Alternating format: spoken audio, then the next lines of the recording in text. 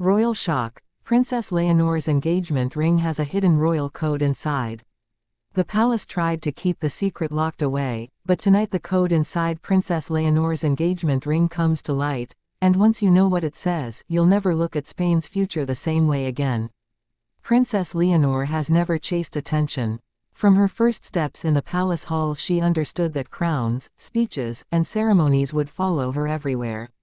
Yet for 19 years the public watched a careful routine, military training, official appearances, polite smiles, without ever seeing the private hopes she carried close to her heart. Those hopes now shine from a single band of blended Spanish and Danish gold. Inside that ring lies an inscription barely wider than a strand of hair, visible only under magnification. 3 words in Spanish curve along the inner rim. Mi futuro hogar, my future home. At first the phrase sounds simple, affectionate, exactly what you'd expect from a young couple in love. But palace historians gasped when they read it, because each word mirrors a moment in Leonor's life that most outsiders have forgotten.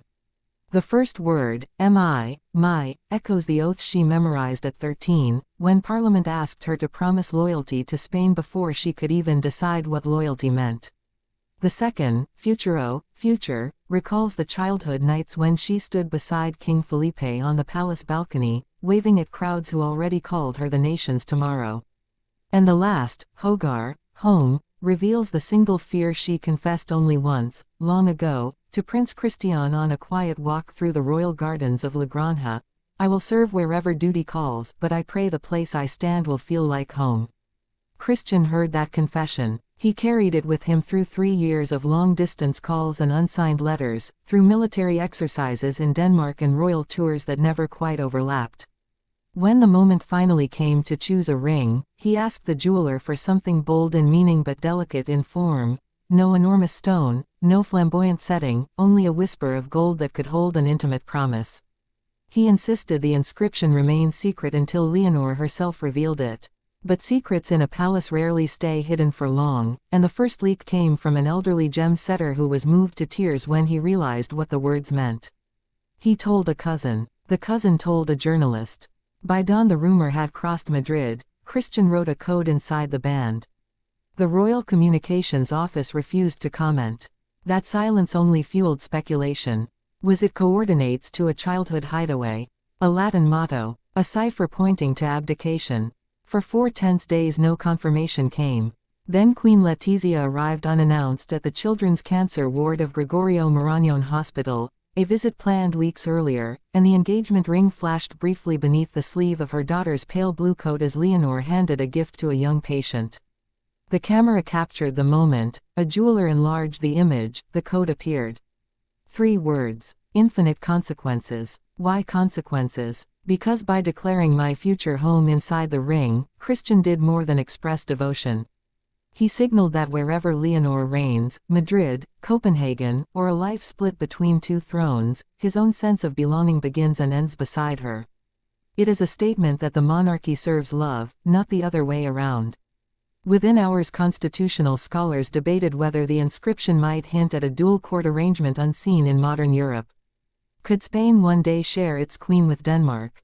Would Parliament rewrite succession law to accommodate a household divided by the North Sea? No answers emerged, only a growing sense that history had pivoted on a ring small enough to slip through palace gates unnoticed. Inside the Zarzuela the atmosphere changed. King Felipe summoned his daughter to the private library. Witnesses overheard nothing, yet when Leonor re-emerged her eyes glistened and her father's hand remained on her shoulder longer than protocol required. Staff whispered that he told her, "Wear it proudly, the words are worthy of a queen." Queen Letizia's response was quieter, a single evening tea with Leonor and Sophia, no aides present. Later that night a housekeeper found 3 generations of royal women in the music room, Letizia at the piano, Leonor and her sister singing a childhood lullaby in spontaneous harmony. For that moment the monarchy felt weightless, carried not by precedent but by a mother's hope that her daughters could live honestly amid ceremony. The next test came from the press. Reporters demanded an interview. Leonor agreed, on one condition: the conversation would be filmed in her childhood bedroom, not under gilded chandeliers. Walls lined with books, a framed sketch of the Picos de Europa, and a well-worn guitar created a backdrop as intimate as a diary page. She sat beside Christian on a simple love seat and addressed the nation in measured, unhurried Spanish.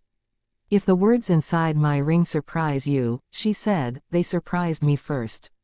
I have worn many symbols, a uniform, a sash, a promise of future leadership. But this ring is the first symbol I chose for myself, and Christian chose it with me. When our duties divide us, these words will remind me where my heart lives." Christian added softly in flawless Castilian, "And they remind me that her heart is my home." The clip traveled farther than any official royal broadcast in years, shared by millions who felt, for the first time, that they understood the princess behind the protocol. Even critics of the monarchy admitted the moment felt true, unpolished, and therefore powerful. Yet a single line from that interview caused the greatest stir. The journalist asked whether Leonor feared the weight of 2 crowns. She replied, "A crown weighs less than regret." Analysts pored over the phrase, interpreting it as a pledge to place personal conviction above ceremonial expectation. In boardrooms and barber shops alike, conversation shifted from gossip about jewel size to debates on modern monarchy's purpose. But beyond public discourse, the ring continued its quiet journey. It traveled to Majorca for a blessing by Leonor's grandmother Queen Sofia, who traced the inscription with a finger and whispered, "Your grandfather would be proud." It appeared at a remote chapel in Jutland, where Christian's great-uncle prayed over the couple's future. Each stop deepened the ring's mythology. Everywhere it went, new layers of meaning unfurled. In Seville, a luthier crafting a wedding gift guitar inlaid the inscription on the instrument's heel block, so that every chord struck at the reception would resonate through Mi Futuro Hogar. In Copenhagen, a pastry chef commissioned for the engagement feast etched the blessing in spun sugar across the top of a marzipan crown, daring diners to break the code with every firkful. Small gestures, yet each wove the phrase into the tapestry of 2 nations preparing to share a love story. Amid such celebration, one obstacle remained: tradition. Spanish coronation law requires absolute clarity on the line of succession. If Leonor's life, and by extension her children, might straddle 2 monarchies, lawyers demanded protocol. A subcommittee convened in secret. Their conclusion leaked early yesterday. No legal barrier prevents a dual-role arrangement provided the Cortes ratify a specific clause granting precedence to Spain in matters of state. In other words, love may lead, but legislation must follow. And what of the ring's physical future? Sources confirm it will be displayed temporarily at the Royal Armoury after the engagement, protected behind glass with magnifiers so citizens can read the inscription themselves. The decision is Leonor's. She wants every Spaniard to see the promise she carries before she exchanges vows in Madrid's Almudena Cathedral next spring. Why open such a private symbol to public eyes? Because transparency, she believes, builds trust. The monarchy endures only if the people feel welcomed into its most human moments. By sharing the ring, she invites the nation to witness a story that began in silence but now belongs to all. The wedding approach promises spectacles: a carriage procession through sunlit streets, the roar of church bells across the Manzanares, balcony kisses echoing past reigns. Yet insiders say the ceremony's centerpiece will not be a tiara or gown, but a simple moment when the couple remove the ring, display the inscription to the assembled witnesses, and then slide it back with a whispered vow known only to them. After that vow, whatever form Leonor's reign takes, single crown or shared realm, Spaniards will remember 3 things: the courage to love, the humility to share, and the code that began it all. Perhaps that is why the ring feels so revolutionary. Not for its gold or gem, but because it dares to define royalty not by conquest or lineage, but by a promise 2 hearts wrote for themselves. In an era when institutions everywhere face doubt, one princess and one prince choose to ground their authority in vulnerability, carving the future into a circle of metal worn over a beating pulse. And that pulse is louder than any anthem. So the next time you see Princess Leonor wave from a balcony, look closer. Beneath the gloves, beneath the protocol, a hidden code rests against her skin, reminding her that home is not a palace or a title. It is the quiet certainty that she is loved for the person she is, crown or no crown. Spain knows the secret now. The world is catching up. And a ring small enough to fit on a finger has opened a door wide enough for nations to walk through, side by side, toward whatever comes next. That is the shock. That is the promise. That is the royal code inside Princess Leonor's engagement ring.